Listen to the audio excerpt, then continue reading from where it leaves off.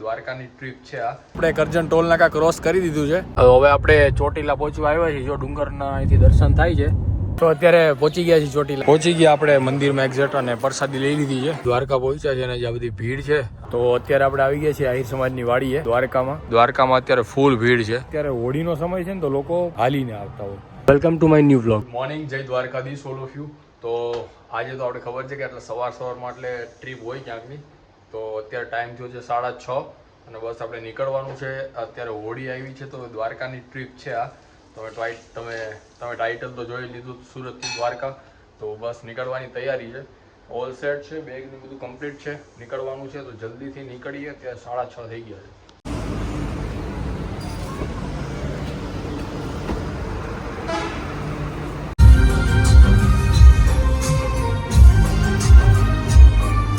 તો અત્યારે આપણે કરજણ ટોલ નાકા ક્રોસ કરી દીધું છે એક, અને આપણે હોનેસ્ટ હોટલ છે ત્યાં ઊભા છીએ. આપણે થોડું જ્યુસ ને એવું પીવા માટે અપીલે છે. આપણે જો મોસંબીનું લઈ લીધું છે અને આપણે યારે ચેતને વચમાં જોઈન કરી દીધું છે.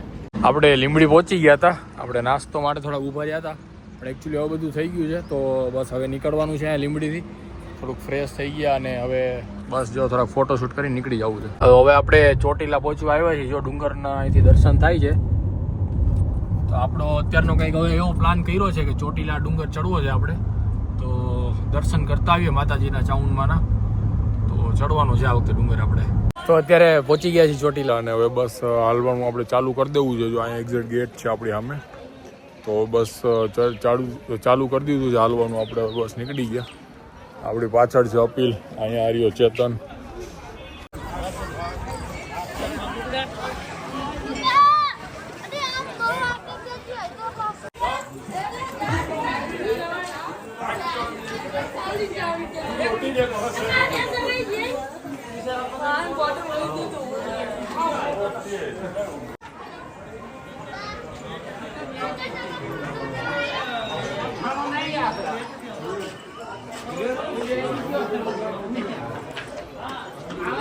પહોંચી ગયા આપણે મંદિરમાં એક્ઝેક્ટ અને પ્રસાદી લઈ લીધી છે. પ્રસાદી આપણે લઈ લીધી છે આરે. અને હવે જો મંદિરમાં અંદર જવાનું છે. અંદરની સાઈડ જાય ફટાફટથી જલ્દીથી હવે દર્શન કરીએ માતાજીના. બહુ અપીલ અંદર અહીંથી આવી અપીલ. દાદરા જોઈએ ને તો બહુ અઘરા છે. એકદમ આ રીતે કરાર છે, આ રીતે સીધું છે. તો અઘરું બહુ લાગ્યું ચડવું. વાંધો ન આવ્યો. એકદમ બપોરનો ટાઈમ છે, થોડી ગરમી છે પણ વાંધો ન આવ્યો, ચડાઈ ગયું. હવે દર્શન કરીએ માતાજીના.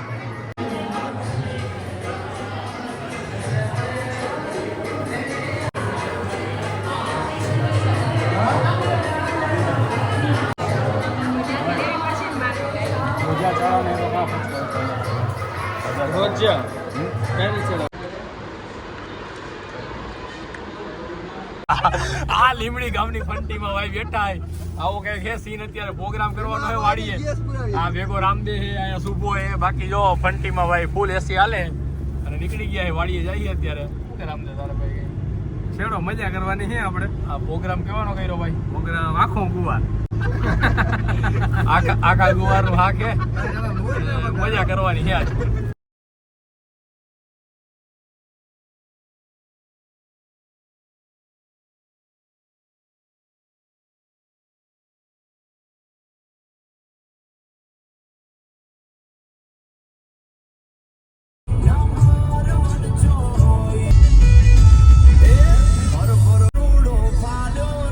અત્યારે આપણે જસ્ટ દ્વારકા પહોંચ્યા છે અને જ્યાં બધી ભીડ છે, આજે હાલીને આવ્યા છે ને લોકો હોળી પર, આ બધી ભીડ એની છે અત્યારે. તો અત્યારે આપણે આવી ગયા છીએ આહિર સમાજની વાડીએ દ્વારકામાં. અને આજનો આપણો સફરિયો છે સુરતથી દ્વારકા આપણે પહોંચ્યા. વચમાં આપણે ચોટીલાનો આપણે માતાજીના દર્શન કર્યા, ડુંગર ઉપર ચડ્યા અને પછી તો આપણે બધા ભાઈઓ હારે પ્રોગ્રામ હતો. આખા ગુવારનું શાક ને બહુ મજા આવી. આ દાડુએ જે તિખારી બનાવી હતી ભાઈ, ઓહો ખરેખર મસ્ત હતી. એકદમ ચોરીને ખાધું આપણે. અને અત્યારે છે આપણે આહિર સમાજની વાડીએ. તો જોવો કે આ ટાઈપનું અત્યારે પાર્કિંગ ફૂલ છે. દ્વારકામાં અત્યારે ફૂલ ભીડ છે એના કારણે.